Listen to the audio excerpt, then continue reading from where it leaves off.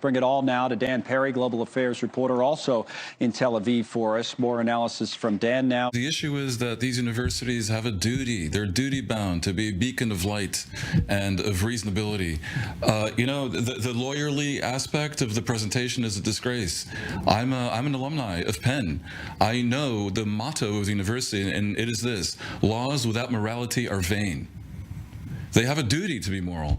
And instead of morality, what we see here is a complete and total abdication. Look, back when I went to Penn 30-some years ago, it was a bastion of liberalism, as what were MIT and Harvard, and a beacon of humanity. And right now, because of the progressive revolution, it's become a bastion of illiberalism, and we see that they struggle mightily with humanity. How close do you think we are to Netanyahu authorizing another ceasefire or another deal to get those captives released? There's pretty close to consensus in a normally quite divided country that after October 7th, Hamas must be removed at almost any cost.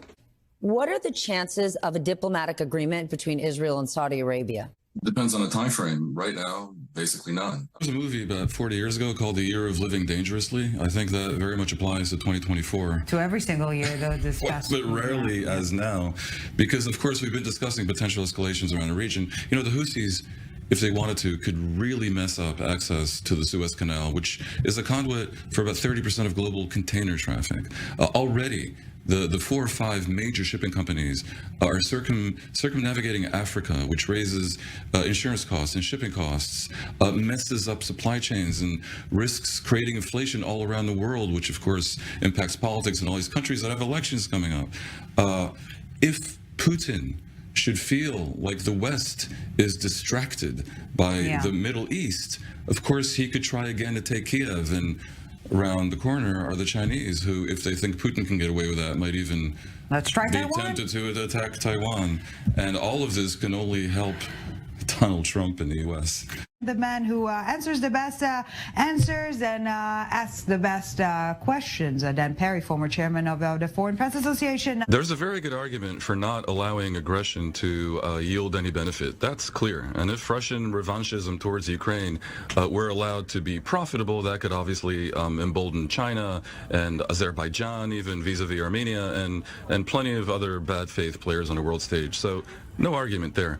But the internal borders of the Soviet Union were purposely organized for chaos, with a mixing of populations, and, you know, Ukrainians in Moldova and Armenians in Azerbaijan and Russians in Ukraine. So I have to ask, would it not be perhaps practical for Ukraine to give up these territories in the same way that it might be practical for Israel to give up the West Bank? Different circumstances, but same idea. The rendering of a future where we might have demographic cohesion. We keep speaking about 2 leaders, but what we really have is in Erdogan, the real leader of a somewhat fake democracy, and in Herzog, we have the fake leader of a somewhat real democracy. There is an issue that dare not speak its name, and that issue is Brexit. One and only Dan Perry, international affairs analyst. Russia is going to be impoverished and isolated, as I say, for a long, long time because of Putin. You know, dictators seem invulnerable and omnipotent until suddenly they're not. Like bankruptcies, collapse of dictatorial regimes happens slowly and then quickly. It's fair to say that China's goal is to achieve global primacy, displacing the U.S. and the West, maybe by the middle of the century. And, you know, by size of economy, it's not inconceivable. They might achieve something close to that. Also, not necessarily true that they will. But Is Dan Perry your take? my take is that a wise man would avoid this debate at all costs. Look, I can help you out here, because there's a reason why people think that. And the legacy is widespread distrust of Islam and even of Muslims, obsession, understandable obsession about security and terrorism, devastating wars that left the Middle East in ashes and weren't that successful. And of course, it took the joy out of flying entirely. We're normalizing the abnormal here. The Houthis are basically, a lot of people don't know, a militia that has existed for about 20 years in Yemen. They're not the government of Yemen. They're a bunch of thugs, and they need to be put in their place. And I think a lot of, some viewers at least, who've seen me here before, would know me as not a warmonger. But this is craziness. Today being Speaking Wednesday, Turkish President Recep Tayyip Erdogan says Israeli Prime Minister Benjamin Netanyahu is akin to Adolf Hitler. This really seems to be just the cherry on top of the cake. Erdogan is ridiculous.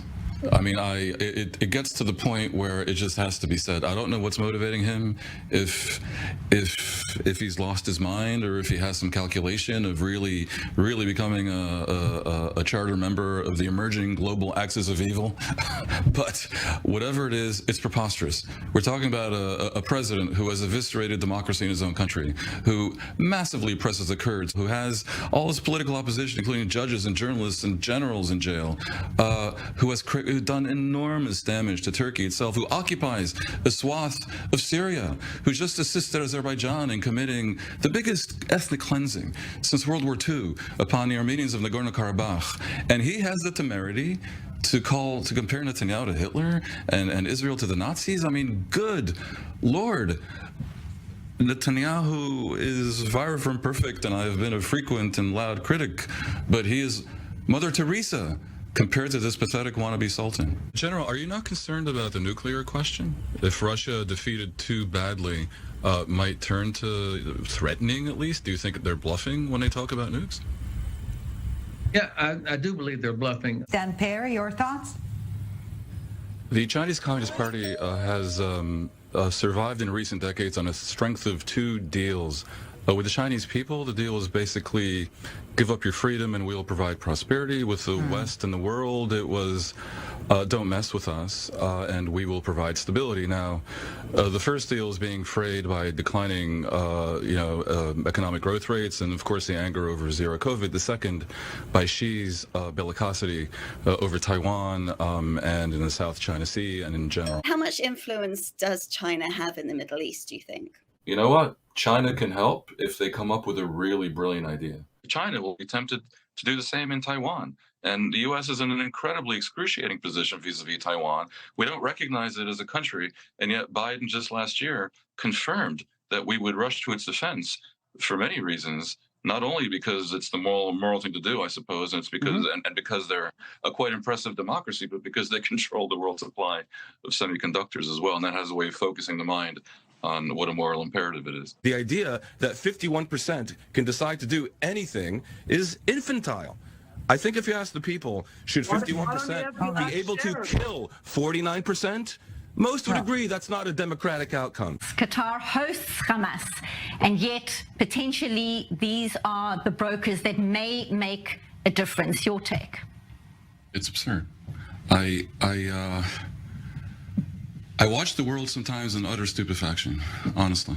When abnormal things become normal, when unacceptable becomes acceptable, the world has some leverage over Qatar. Qatar wants to be accepted as a member in good standing of the community of civilized nations. They host the World Cup. They pretend to be a normative country. I would hope that if the world wanted to do something useful, the West, they would apply maximal pressure on Qatar with a carrot as well as a stick. You know, many Israelis are starting to conclude that, Netanyahu has an interest in prolonging the war. And maybe he doesn't mind ratcheting it down a little bit because as part of that equation, if it's less intensive, it's also more prolonged. And he's happy to play for time because he's hoping Trump will return to office. And of course, if Trump returns to office, there'll be a lot less pressure for humanitarian concerns and really for anything at all, because it becomes a completely transactional global situation. I mean, anyone who thinks that Netanyahu is above such a calculation, as we've discussed before, Connell, doesn't really fully understand that we're talking here about one of modern history's spectacular cynics and master machinators. We always appreciate your point of view. Dan Perry knows that region and the world very, very well from having covered it for so many years, live from Tel Aviv with us. Thank you, Dan. Good to see you again.